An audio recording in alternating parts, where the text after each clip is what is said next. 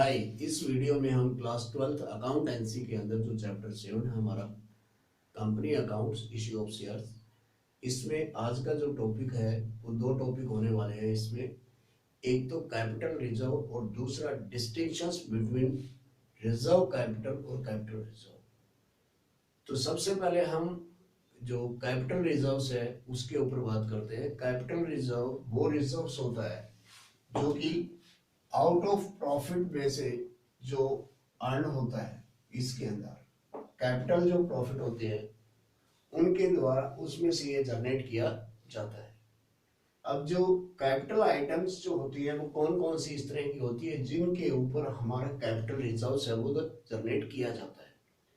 इसमें एक तो जो फिक्स एसेट्स होती है उनकी सेल करने से जो प्रॉफिट जनरेट होगा उसके आधार पे हमें कैपिटल रिजर्व तैयार करना होता है। दूसरा, इसके अंदर यदि रीवैल्यूएशंस ऑफ फिक्स एसेट्स करते हैं और उससे हमें प्रॉफिट होता है तो भी ये है जनरेट होता है कैपिटल रिजर्व। इसके साथ साथ अगर शेयर्स और डिबेंचर्स हमने प्रीमियम पे इशू किए और उससे जो हमें अमाउंट प्राप्त होगी तो उस अमाउंट को हम कहाँ पे कैपिटल रिजर्व में लेके जाएंगे।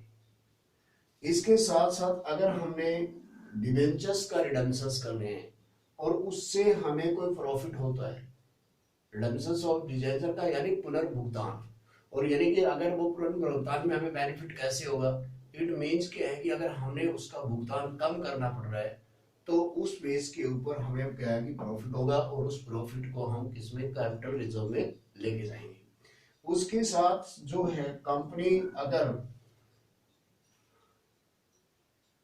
इन कॉर्पोरेशंस में आती है और उससे पहले का जो प्रॉफिट होता है कंपनी का उसे भी हम कैपिटल रिजर्व में लेके जाते हैं। या फिर दूसरा और भी है कि अगर शेयर्स जो होते हैं उनको फॉरफिटेड करने से या उनको रीसेल करने से कोई प्रॉफिट होता है तो उसके माध्यम से भी हमें कैपिटल रिजर्व प्राप्त होता है।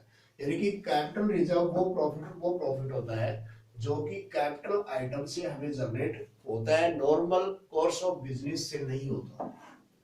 तो ये हमें क्लियर हुआ। अब हम आते हैं इसके ऊपर कि जो डिफरेंस है बहुत ही इंपॉर्टेंट है एग्जाम के बेस से। इसमें कई बार बच्चे कंफ्यूज हो जाते हैं कि कैपिटल रिजर्व और रिजर्व कैपिटल में अंतर क्या है। तो आज हम इसके ऊपर नेक्स्ट टॉपिक को इसको लेते हैं सबसे, यानी कि हमें एक तो रिजर्व कैपिटल और दूसरा कैपिटल रिजर्व, इनमें जो अंतर के कारण कौन कौन से हो सकते हैं। सबसे पहले तो एक मीनिंग और क्रिएशंस का इनका अंतर हो सकता है।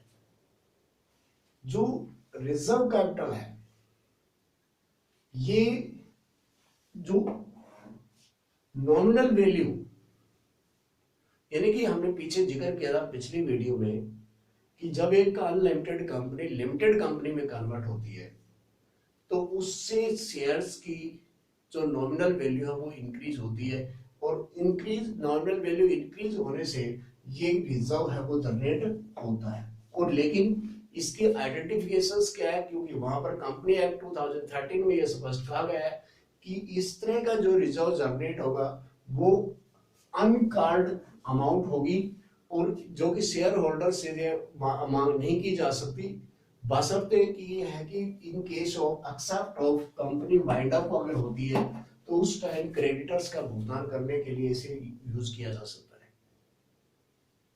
लेकिन नेचुरली है कि अभी जो हमारे पास कैपिटल रिजर्व्स है ये जो नॉर्मल कोर्स में नहीं होता, ये भी जो कैपिटल प्रॉफिट आइटम जो प्रॉफिट होता है जो कि अभी हमने डिस्कस किया, ऐसी जो कैपिटल आइटम जिन केस के ऊपर ये जनरेट होता है उसको हम क्या है कि कैपिटल रिजर्व के रूप में देखते हैं।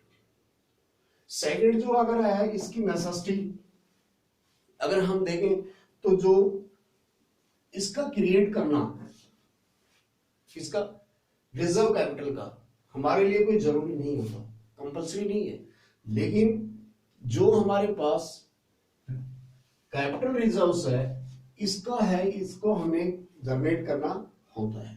ये हमारे लिए कंपल्सरी होता है क्योंकि ये कैपिटल प्रॉफिट के ऊपर तैयार होता है नेचर का। इसके साथ रेजोल्यूशंस अगर हम देखें तो जो रिजर्व कैपिटल होती है इसके लिए कंपनी एक्ट के अंदर कहा गया है कि हमें इसे के लिए अगर ये जनरेट करना है तो इसके लिए रेजोल्यूशंस क्रिएट करना होगा, रेजुलेशन है वो हमें रिक्वायर पड़ेगा। और यहाँ पे किसी तरह के जो कैपिटल रिजर्व के लिए किसी तरह की रेजुलेशंस की जरूरत नहीं होती है। इसके साथ साथ realise and not to realise, यानी कि ये अमाउंट जो होती है इसके अंदर रिजर्व कैपिटल के अंदर ये नॉट रिसीव्ड होती है। इसमें शेयर्स होल्डर से अनकॉल्ड अमाउंट के ऊपर ये डिपेंड करता है, निर्भर करता है, इसलिए यहाँ इसमें कोई अमाउंट हमें प्राप्त नहीं होती। लेकिन कैपिटल रिजर्व में जो अमाउंट होती है वो पहले से हमें प्राप्त होती है, ऑलरेडी वो अमाउंट होती है वो रिसीव्ड होती है, जिसके लिए हमें कैपिटल रिजर्व तैयार करना होता है। जैसे फॉर एग्जांपल एसेट्स को बेचने से जो पैसा हमें आएगा, जो प्रॉफिट होगा, उस प्रॉफिट के आधार उस प्रॉफिट को ही हम लेके जाएंगे, तो इट मींस वो अमाउंट हमें पहले प्राप्त हो चुकी है।